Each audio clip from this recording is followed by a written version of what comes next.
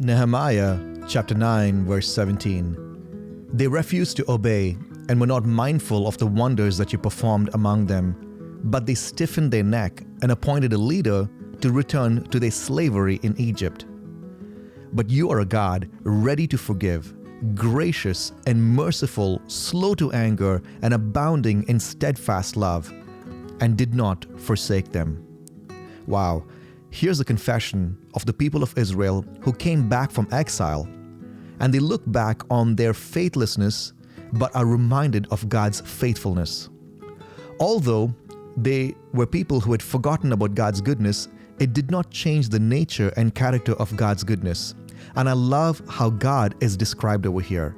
You are a God ready to forgive. You're gracious and merciful, slow to anger, and abounding in steadfast love, a God who does not forsake us.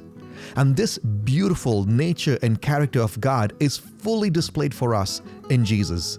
And that's why the Apostle John, he writes in 1 John chapter 1 verse 9, that if we confess our sins, he's faithful and just to forgive us our sins and to cleanse us from all unrighteousness. Jesus shows us that no one is gone too far for his faithfulness and justice to be displayed in forgiveness. The hymn writer Fanny J. Crosby paints this picture so beautifully. O perfect redemption, the purchase of blood, to every believer the promise of God. The vilest offender who truly believes, that moment from Jesus a pardon receives. You don't have to carry the guilt of your shame.